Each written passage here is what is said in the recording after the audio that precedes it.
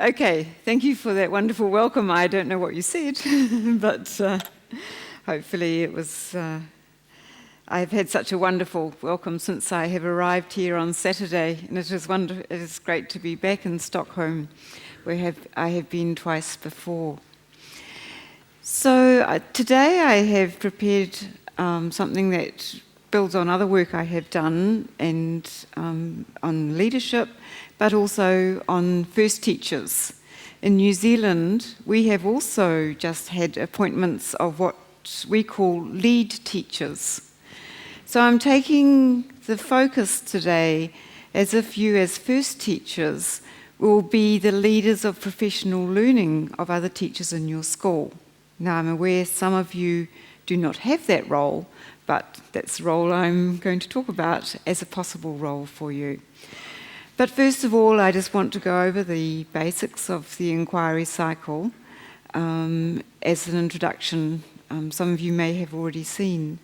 And then get into the work of leaders and school leaders and first teachers in this whole process, because I kept being asked, how do you do this? So you're very welcome to ask me questions like that today.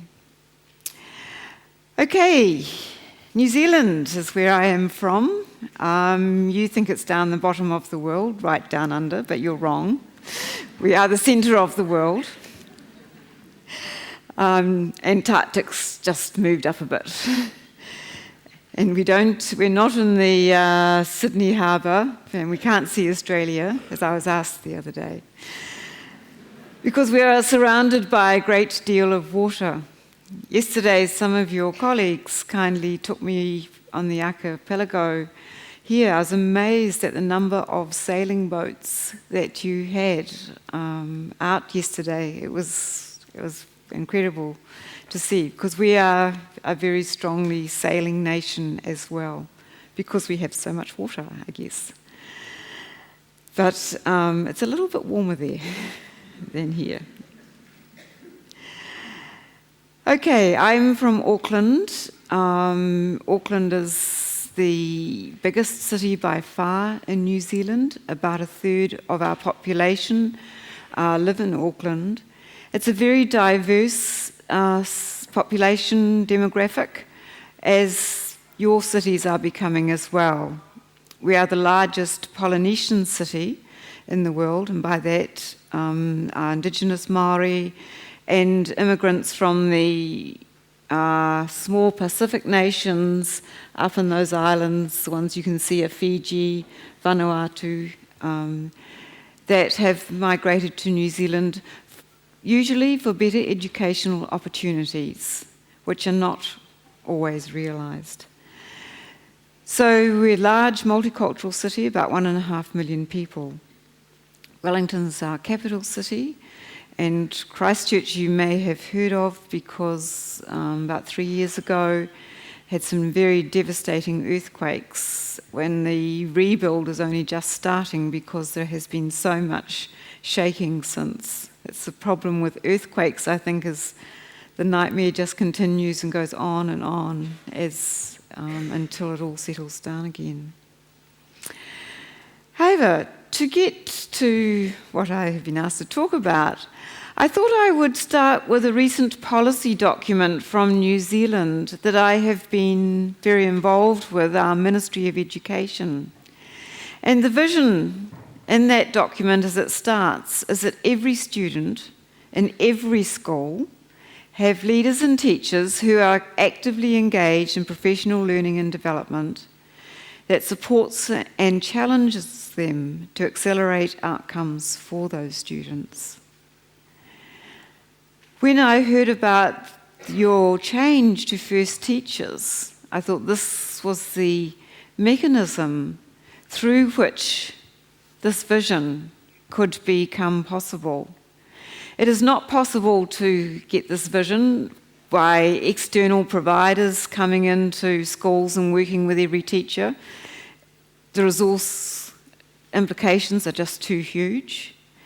And the real learning that happens in schools happens every day, with teachers trying out new things with their students, having someone like you as a resource to say, well, that didn't work very well, I'm not sure what went wrong, or that was amazing, I need to learn more about it.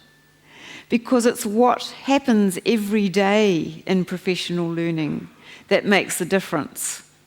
Not the occasions when you go to a course or you have a speaker in, even like today, and it's me, it can only have a limited impact.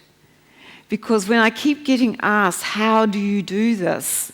What I have to say is, well, you actually have to do it every day. So it is, it's a living, breathing part of the teachers' professional identity and thinking as they go about their teaching activities. So for those of you who put your hand up as first teachers, I see you as vital in achieving this kind of vision. The evidence that I am going to base this on, my talk on, it's not just my ideas. The yellow one in the bottom began my journey in this direction, in that I was commissioned by our Ministry of Education to examine all the international literature. Unfortunately, as I was restricted to English, but since then it has been translated into Dutch, and the same thing applies. What kind of teacher professional learning and development results in better outcomes for students? And at that time, I could have filled this auditorium with books and papers and things that had been written about professional development. But I could only find a pile about this big on the kind of professional development that made a difference to student outcomes. On the right-hand side is a little booklet, if you want the short version, summarising that evidence. However, at the same time as I was working on the synthesis with a team of us, I had the privilege to work alongside professional development people external to the school, but who were trying to work with schools to improve literacy outcomes for our students, particularly our students who are not well served by our education system and whose achievement was quite low. And out of that work, I took the ideas from the synthesis and we constructed the whole professional development around it. And I was hugely relieved at the end of the first year that things were improving. And the book that has been translated into Swedish, I don't have the Swedish title up there, Realising the Power of Professional Learning, includes that work as well. As I said in that first, as we were trying out these ideas, in 3 cohorts of 100 schools, 2 years for each, we could practice on the first 100 and get things right. Then the second 100 was better, and the third 100 we got the best results of all. On writing, and the average gains were 2.5 to 3 times the expected rate nationally, using nationally benchmarked assessments over 2 years. And what we were most pleased about was the lowest 20% improved 5 to 6 times the expected rate. So they caught up with the others. In reading, the average gains were 1.5 to 2 times the expected rate. Generally, our reading results were better than our writing results, so I think that accounts for the greater improvement in writing. But again, it was the lowest 20% that really benefited, although everyone benefited. It was also, we took a sample of schools and followed them through and monitored them over the 3-year period, and found that in all but 2 of the schools, for particular reasons in those 2 schools, that the gains were sustained with new cohorts of students over the monitoring period. I recently spoke to the person who's in charge of professional development in Ontario, Canada, most of us know have very good PISA results, if that's what you want to use as your benchmark. And they have been using the inquiry cycle for about 3 or 4 years now. And she said they're getting evidence that where the schools have been engaged in more than one cycle, because they actually fund the teachers and help them through the process, and where schools had engaged in this process more than once, they were getting much better gains on their provincial tests than those schools that hadn't. And they had done some research around this, why, and it's because their teachers were thinking differently about their work. And so what I'm going to really focus on today is the shifts in mindsets that are needed, because we can shift practice, but shifts in practices are not usually sustained unless we shift the mindsets, the thinking and the beliefs behind those practices. So that's what I will focus on today. More recently too, I was at the American Educational Research Association annual meeting that they have every year on improvement science.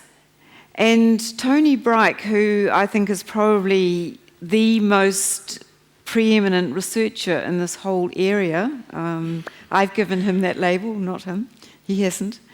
But he provided a history of improvement failures in schooling and educational outcomes over 20 years. And I thought you might relate to some of these.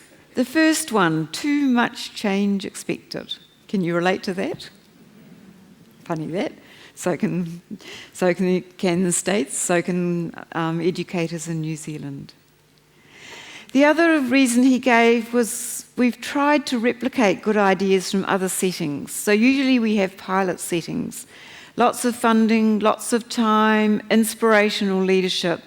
Things have gone really well. So we've taken that and said, well, if it works here, it must work in all schools. No funding, unenthusiastic people, lower capacity. And of course, it doesn't work. So saying trying to replicate something that's developed somewhere in another place doesn't work. The other problem he identified is that we quickly work out a solution to general problems. Mathematics is low, so we must have every teacher involved in professional development in mathematics, and somehow it's going to work. Generally, those solutions are checkered, sometimes there's improvement, usually there's not.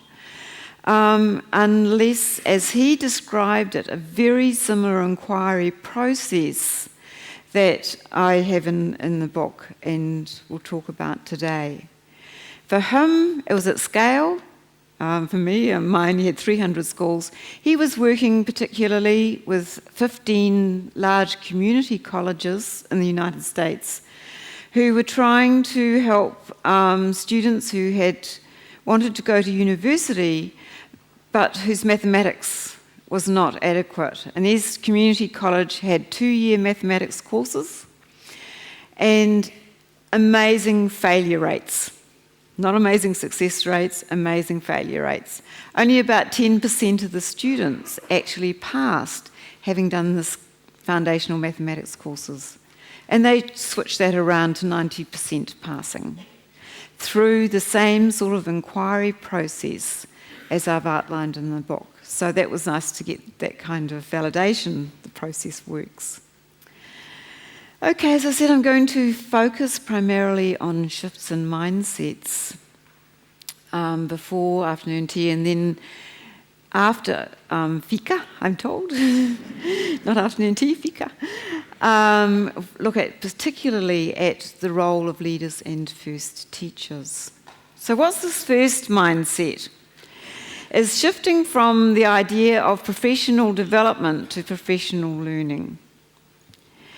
Professional learning is an internal process where someone actually learns something. Professional development tends to be seen as something that someone else helps teachers with and doesn't necessarily shift the mindset that learning is part of being a professional, is part of improving. The cycle is part of this shift in professional learning and development. For those who are not familiar with it, it starts with identifying about the students. What knowledge and skills do our students have, and what do they need? And I get lots of questions, how do you get started? Well, you get started by looking at your assessment information about students. Usually that's quantitative, but I will talk more tomorrow for those of you who are coming about how to collect qualitative data as well. But what's important is you take the student's perspective. Instead of about the teaching, you say what's working for our students and what's not working for our students. Driven by a curiosity about what is going on for them, not what you've decided is going on for them. And from that information, usually I say quantitative data, qualitative data, interviews, focus groups, the whole works, because you really need to spend some time unpacking that. In the literacy project, most of the schools, when they began, took about 4 months, nearly a whole of your school term, to really understand what was going on for students. And from there to look at, well, if this is what's happening for students, what do we as teachers need to learn in order to meet the needs of the students what we've discovered with those students? What do we already know that we can use and do and get on with it? But what are the things that we actually need to learn about in order to do it more effectively? And then moving on to deepening professional knowledge and skills. So often, and as first teachers, this might be tempting. I know how to do something, so I'll just show them and everyone will be able to do it. Well, that's like transferring what Tony Bright said, transferring a good idea in one setting to another. Doesn't really work. What you need to do first is create the need for the teacher to know something, to improve their skills and knowledge in some area. Because most professional development, somebody decides, might be a policy maker or a researcher, or it might be a first teacher, what knowledge and skills teachers need. But they haven't established the teachers need to know. There is nothing wrong with showing a teacher how to do something, provided they have identified the need to know it. And it doesn't come from the leaders or you as first teachers' desire to tell or show them. It's a different, it's a different mindset. Engaging new students in new learning experiences, well, nothing will happen differently for the students unless something happens differently in the learning environments. But the important thing here really is that teaching is a practice, and unless teachers get support to practice and to learn in practice and through practice, which is where you come in again, then nothing happens, nothing changes. It's not enough to just learn about something and then go and implement it. It's not how we learn. It's about we learn about something, we try it out, successful, not successful, deepen the learning and experiment around with it, with support. This whole cycle has to happen with support, and that's why first teachers could be so critical in the process. And then to finish with what's been the impact of our changed action, because we can always learn about practice, but unless students are responding differently, or learning differently, faster, better, more deeply, then it doesn't matter what we've changed, because the only definition I have of effective practice is that students learn in a safe, ethical environment that also caters for the other things that are so important in education. And then round the cycle again. Sometimes this is interpreted as kind of an annual event. It's once the mindset shift has taken place, every lesson goes through the cycle. What do my students actually know? What do I need to look up, find out about before I teach them? Okay, I've searched the web, whatever, and I'm constantly monitoring whether students have learned what I was hoping they would learn. It may be a formal annual cycle in a school as well, or probably more like once a term. A year is too long. So I talked about shifts in mindsets. The first one is from something external that somebody is delivering to teachers to something internal, and it's a learning process. Our teachers have professional standards that says they must participate in professional development so many times a year. I wish that would change, because participation doesn't mean anything to me. It's actually engagement in the learning process so many times a year, then I would be much happier. So it must be based on the learning sciences, and I'll talk much more tomorrow about what I mean by the key ideas in the learning sciences that we need to apply to professional learning. But we can't violate what we know about learning if we're wanting teachers to change from an external idea of professional development to an internal idea of professional learning. We need to shift from the ideas that we're developing new practices to solving challenging problems of teaching and learning. So it's not if assessment for learning has been, or formative assessment has been in vogue amongst most of our countries, because it is very powerful when it is done well. But it's not learning about formative assessment, but it's learning about, well, what is the problem that I'm trying to solve through formative assessment or assessment for learning, so that I can work out if it is actually solving that problem. Is it student engagement? If that original part of what do students know and do and what do they need, if you find out that you've got low levels of intellectual engagement by your students, then assessment for learning is a brilliant way to deal with that. But you need to monitor that it is really having an impact on engagement, because we know that just doing something different is not necessarily going to solve that problem. So the whole mindset is thinking about what's the challenging problems of teaching and learning that I have in my classroom right now that I want to learn more about. Another shift is from implementation of something. Tony Brykes, you're implementing what somebody else has decided is a good idea, to the idea that you're trying things out. You're seeking feedback, and you're trying things out again. You really know when this mindset has sort of taken hold for a teacher is when they come and say, look, I tried out what you suggested and it didn't work, I need some help. So it's seeking the feedback rather than passively receiving feedback and trying it out again. Because if we're doing something different, we should expect failure. We should learn from the failures and move on. We shouldn't expect instant implementation. If it means instant success, then it probably doesn't have the deep learning required to really change things. Our classrooms, going back to classrooms, used to look like this.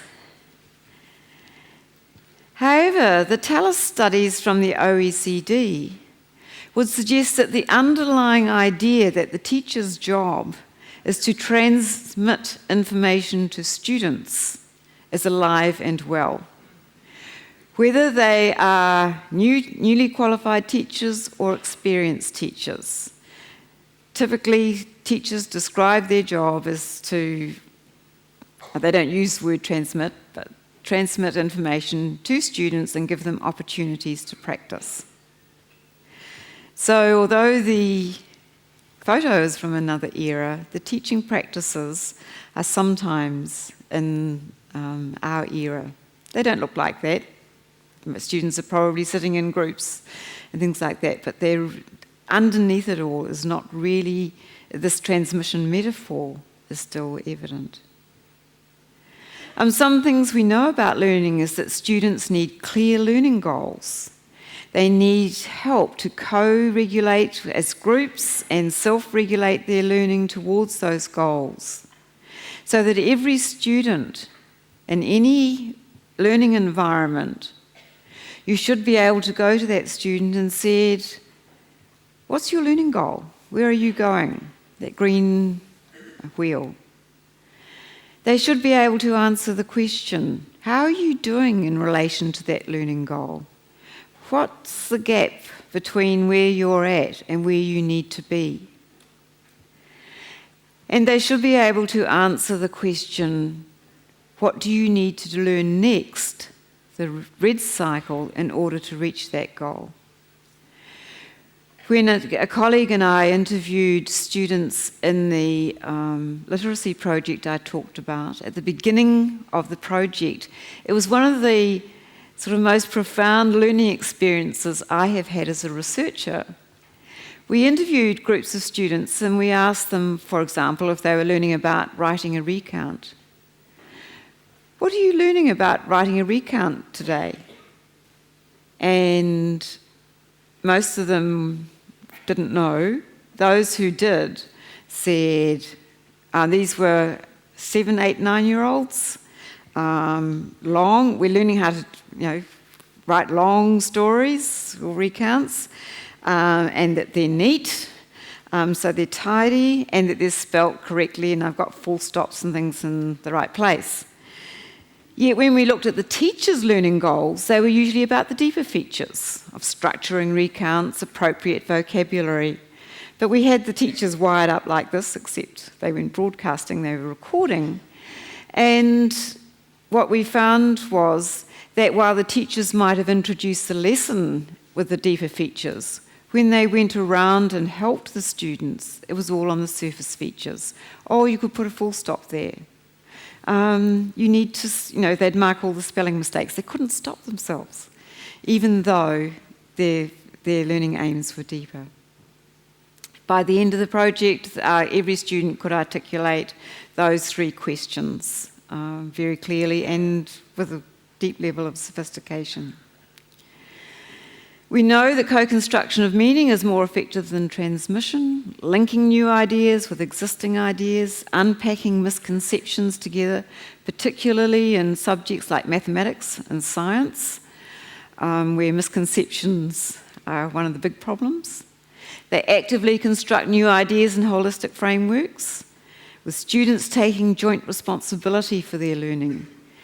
Like teachers, if someone keeps telling teachers and the teacher takes all the responsibility, the students don't learn as fast.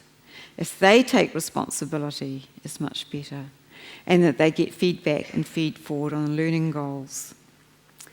So moving to teacher learning, because this is what this session is about, again, this is from the past, but a lot of teacher learning looks like this, as we are doing this afternoon. I hope tomorrow we will have more engagement with each other. It's very difficult with an audience this big. Transmission is alive and well.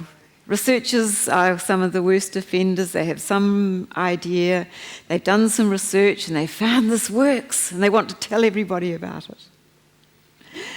But we know the same processes work for teachers as work for students, with teachers taking joint responsibility for their learning in this case. Hopefully teacher learning and you as first teachers it looks more like this.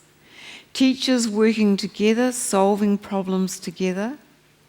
They must have in front of them some evidence of representation of what's happening for students.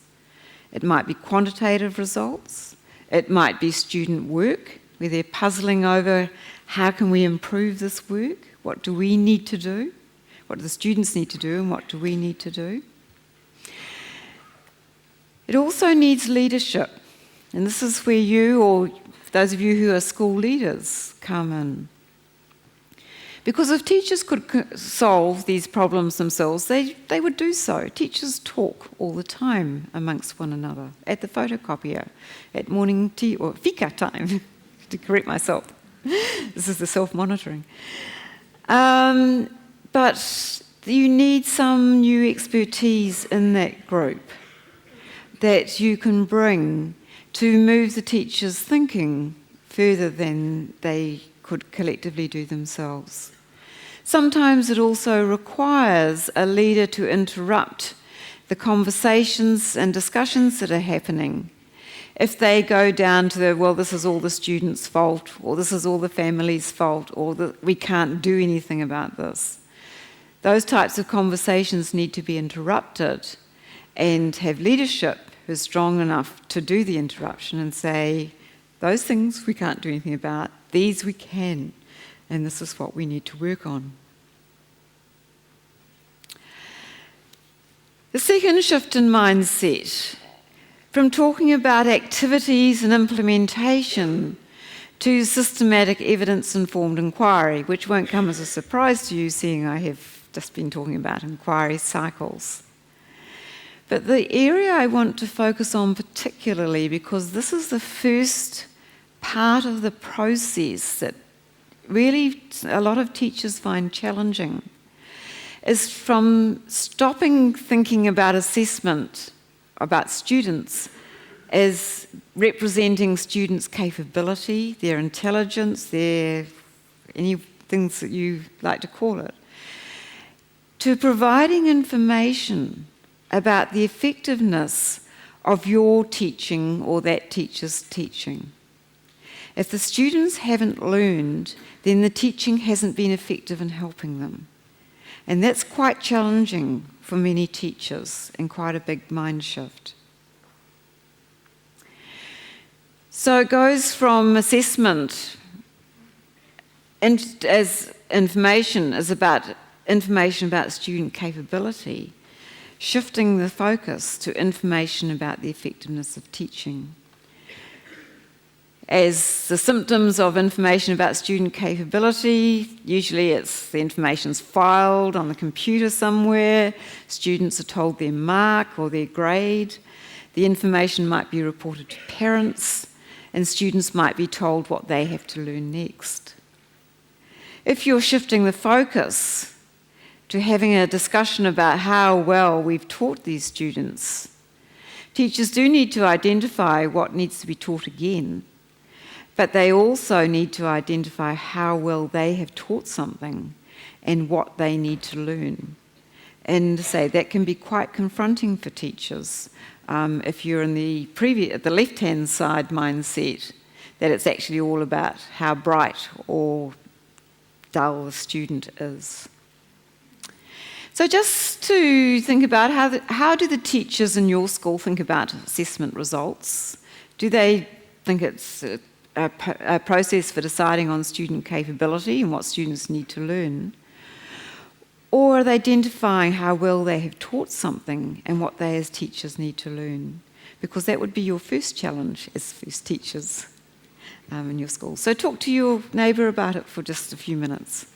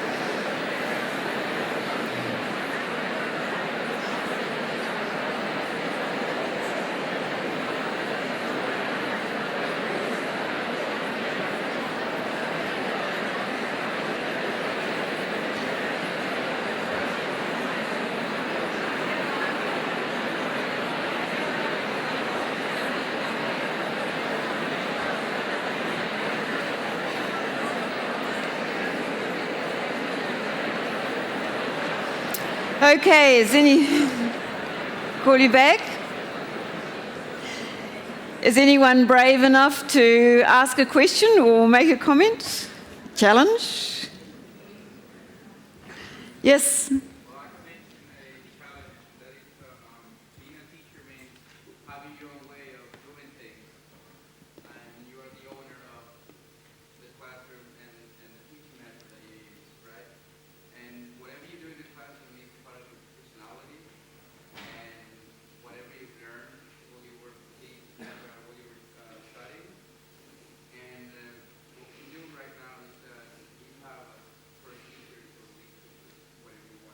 Yeah. We have sort of like a test, which is trying to give something from ourselves to other teachers and inspire them. And one of the challenges is actually that some of them might not refuse, but see like, I don't want to try that out. Yeah. And that's one of the biggest challenges I think that we're facing right now. Yes, and when I get on to the second part of this about leadership, I don't think you as first teachers can make other teachers do what you're suggesting in terms of that's kind of a position that's the leadership job I'm suggesting.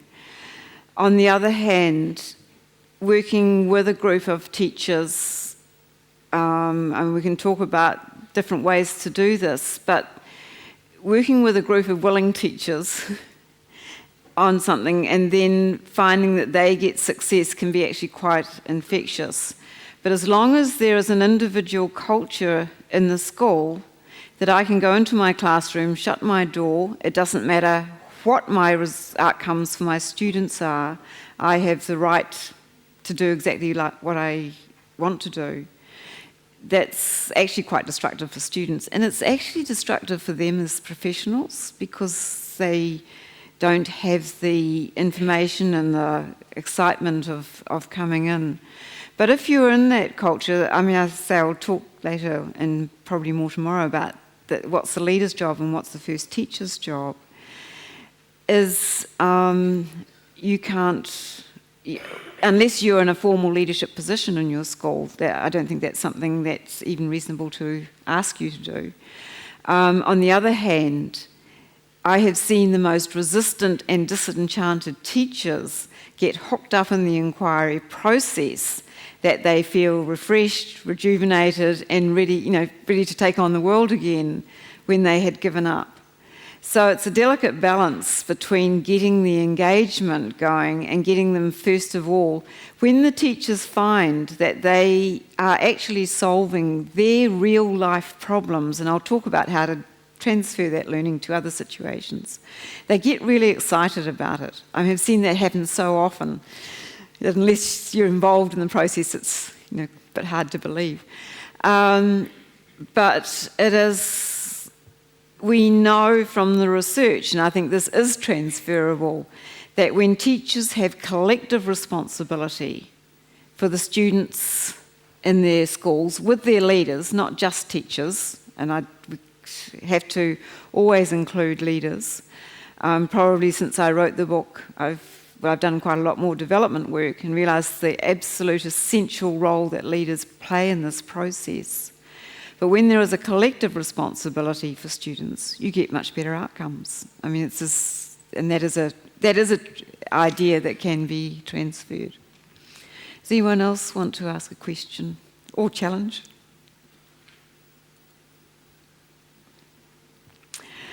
Okay, I'll move on. I do appreciate that issue, and it was an issue for us at the beginning of the literacy project. But because they were part of a project, part of the deal was you had to go through this process. And we had some very, very reluctant people initially.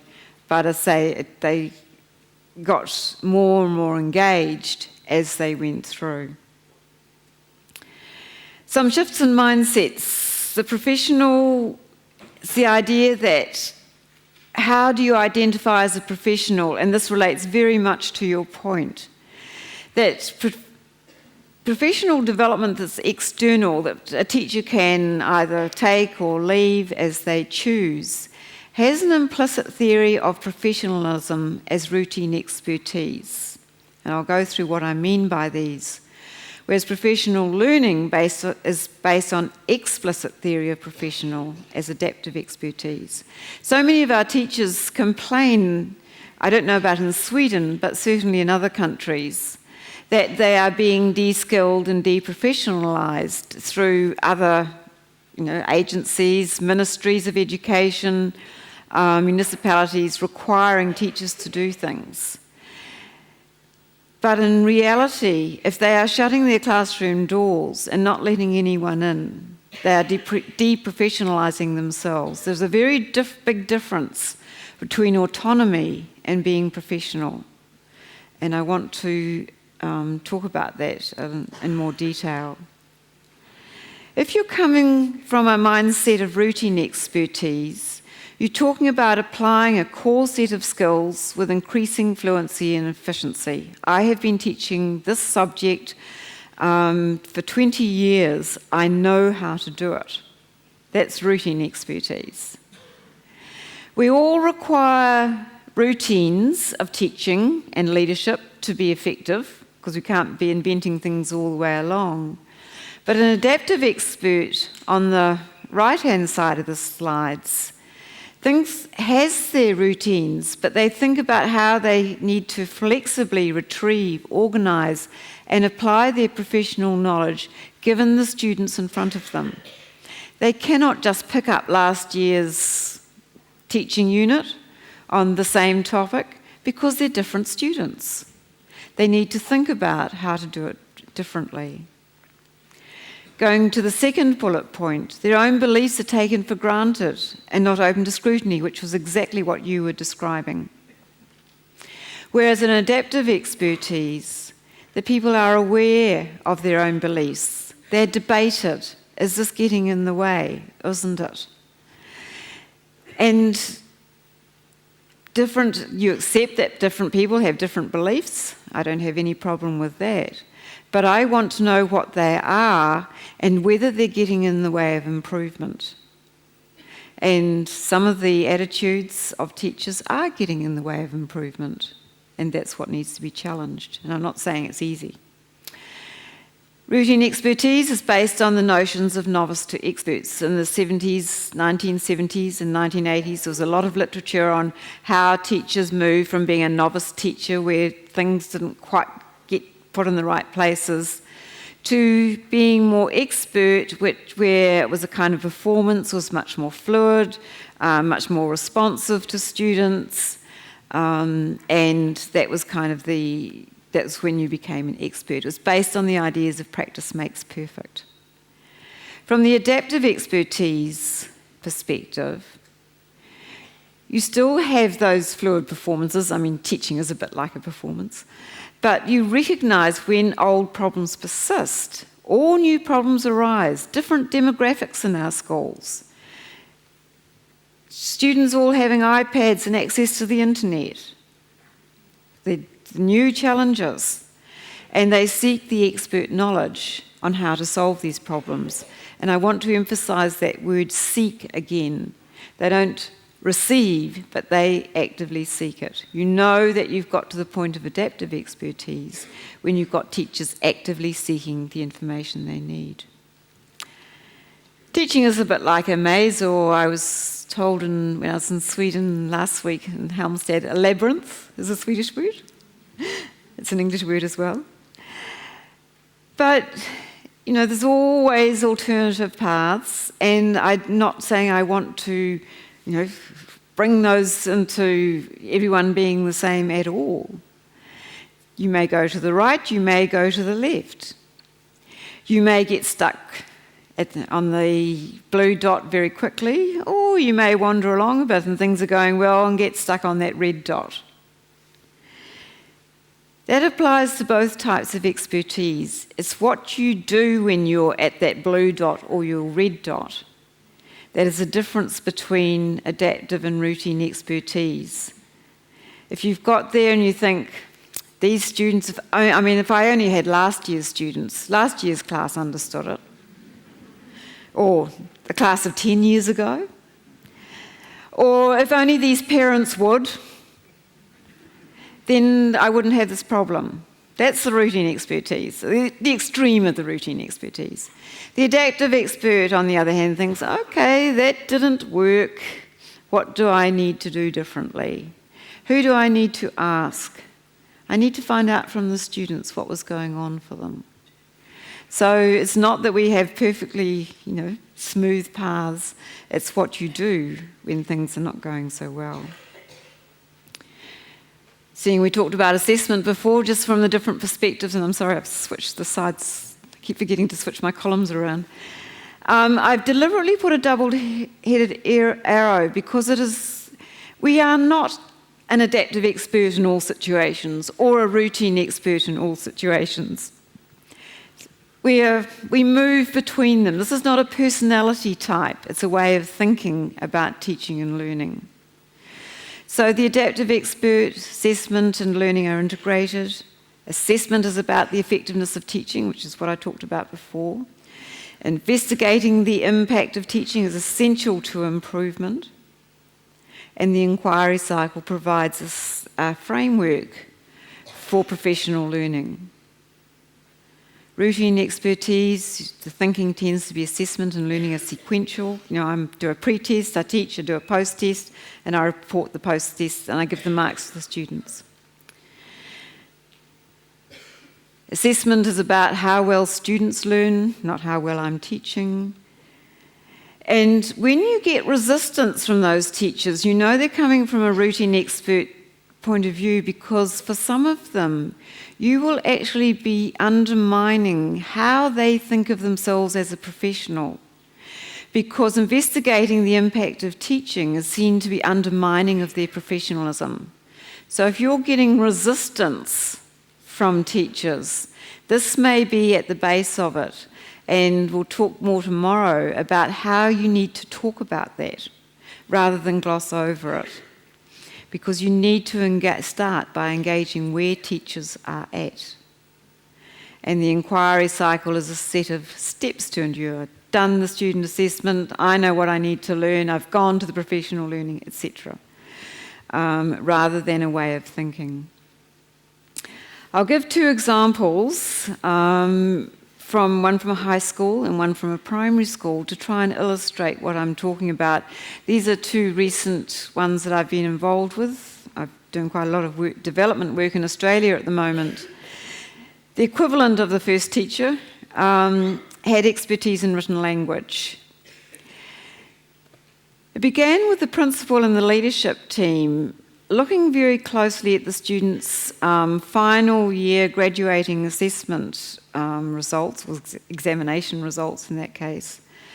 And they established that they were not doing well on those subjects that required the students to write a lot. Okay, so with some of the ones that didn't need a lot of writing, but the subjects that needed extended writing on informational texts didn't do very well. The first teacher, because she had expertise in written language, they brought her in and they identified the problem as students not being able to write these extended informational texts.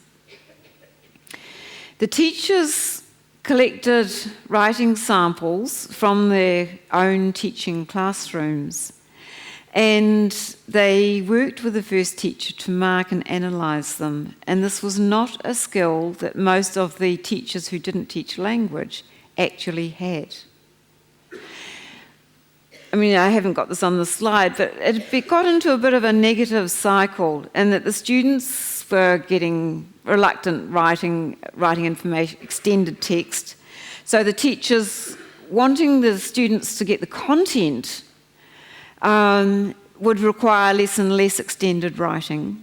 So the students got worse and worse at doing extended writing, and the teachers got more and more anxious about getting the content, the science concepts or the history concepts, that they were requiring less and less writing. So from that exercise, the first teacher suggested they focus on sentence structure, paragraphing, and cohesion. Now, the teachers knew what sentence structure, basically how a sentence was structured and what paragraph looked like, but they weren't sure about this thing about cohesion. And in reality, they didn't know enough about the different types of sentence structure to be really helpful. So they didn't really know what those terms meant. So they spent some time, and comes to this yellow part, is what knowledge and skills do we as teachers have and need?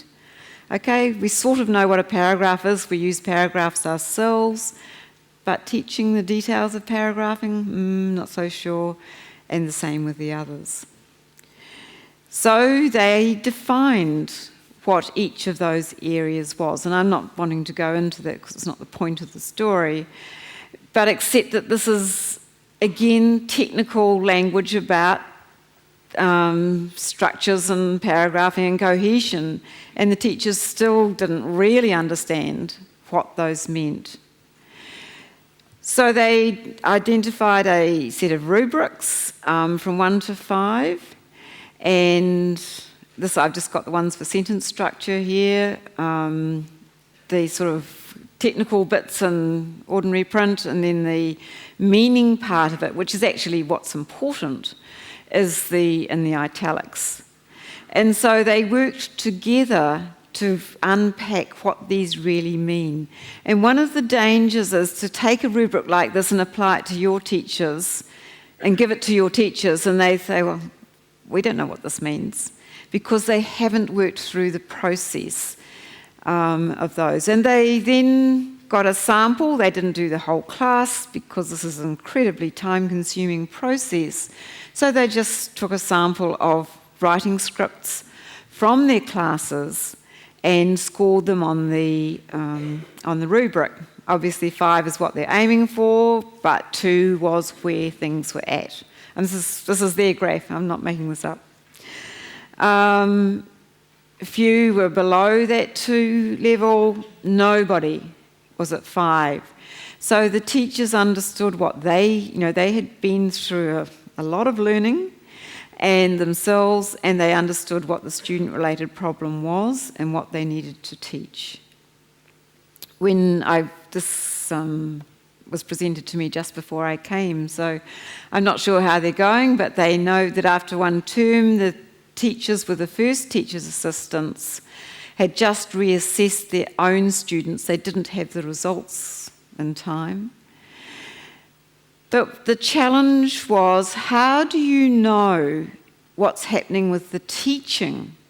Because you've got to monitor both what's happening with the students and what's happening with the teaching. And they agreed to survey the students, because they're the best informants, about the extent to which their teachers were teaching the targeted skills. So in that way you had both the teaching and the teachers and the students on the same page. The students knew what they were supposed to be learning, and the teachers knew what they were supposed to be teaching, and everyone was monitoring this together. So again, if you're coming from a routine expert perspective, the idea that you would ask students what they're learning and whether they're being taught something is, oh, that's not their job. My job is to do the teaching and decide what I teach. But if you want to know about effectiveness, your students are the best informants by a long way. And it's very quick. There's not a laborious process. Another example one of the things I guess I want to emphasise in this wasn't a huge, they actually started only with the first year students at secondary school. They didn't do the whole school because not all teachers were on board. But here's about the difference between the leader and the first teacher. The principal said, if you want to teach at this level, and lots of teachers did, then you must agree to join this process. So he had a mixture, or the first teacher had a mixture of teachers who wanted to teach this level because they wanted to engage in the process, and teachers who didn't particularly want to engage in the process but wanted to teach that level. But when you've got a critical mass of people wanting to actually engage in the process, I can guarantee the others will be taken with them. However, when I get back, the week after I get back, I will find out how they got on. This one's a bit more established in a primary school, and I just want to illustrate it as the importance of analysing what's going on in teaching before rushing in to showing somebody or telling them something about how to improve. In this primary school, reading comprehension, that means getting meaning from text, was low. It was a low socioeconomic school, and the students were perfectly capable of decoding words, but they weren't getting the meaning from text. And actually, it was some colleagues of mine who were involved in the schools. So coming back to the inquiry cycle at the top left-hand corner, it was obvious what the students needed. Every indicator they had was that they needed to use their skills in decoding words and text to actually find out the meaning of text. So the assumption was that the teachers were not teaching comprehension skills, yet they'd had lots and lots of professional development in reading comprehension. I find this over and over again. They tell me schools tell me about all the professional development they've had, and I say, well, you don't need me, and they say, well, actually, there's no difference in student results. So my colleagues decided what they needed to do was to go into classrooms to find out what was happening, not to check up on teachers, that's the worst thing you could do, but to find out what was happening in comprehension. And they found that the teachers were teaching the usual comprehension skills. So this was a real puzzle that they took back to the teachers.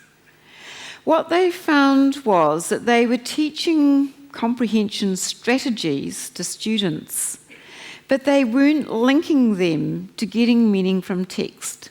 I'll give an example. I think even secondary teachers can relate to. Prediction. We know prediction of what is going to happen in a story is a good way of improving children's comprehension. So the teachers were showing the students, the front cover of the book, and they were discussing, what's likely to happen in the story, and look over a couple of pages, the chapter headings, and what might that indicate, because it's a good way of getting engagement. The teachers were doing that, but what they were also doing was accepting from students any answer the student gave without challenging that. The worst one was the story was about the children going to the seaside, to the beach, and a child put up their hand and thought the story was about going to the moon. And the teacher said, "Oh, that's interesting." Instead of engaging with that student and saying, "Why do you think that?" and how, that this is not what the picture shows, to be blunt. Nor were they checking up at the end, helping students at the end of the story to say, how accurate were your predictions? So they were doing the strategies, but the strategies had no meaning. So it wasn't the comprehension strategies that the teachers needed help with. It was how to engage those students and critique their ideas that deepened their understanding of the text. Very different strategy. And they could only find that out through observing what was happening in classrooms. And it was a real puzzle. And as a result, the comprehension has improved dramatically through that actually quite simple intervention in terms of engaging the students in the conversations. So what features of those two examples are relevant to your context? Just about 2 or 3 minutes. I need to move on a little bit before fika.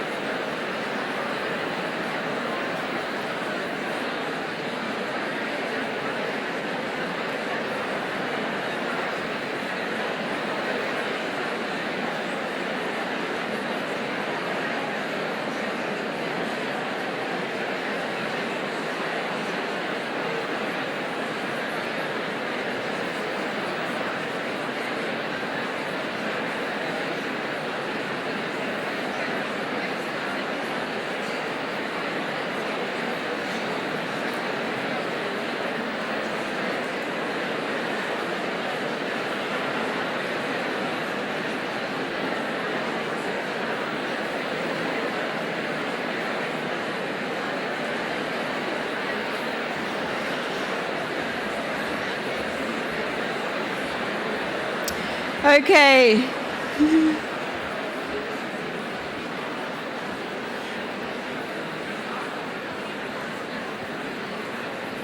Any other brave person willing to ask a question or a challenge or a comment? Or the same person can again, because I found that question really useful in terms of addressing some of the issues that have been raised. I'm vaguely aware of this Facebook page, but I can't read it, of course. So I'm not sure what's on it, but some of the feedback I'm getting is, how do you establish this culture of learning in the first place, which I suspect was a bit behind your question. It is, you can't establish the culture without going through the inquiry process. It is through the inquiry process that you establish the culture of learning. So you have to get started, and getting started with a group of teachers who are willing to engage, and drawing the others in is sometimes the best, the most effective way to do that. But any other comments anyone wants to make? I hope those examples were helpful and you could relate a little to your context. Okay, let's break for coffee and back at 4:15.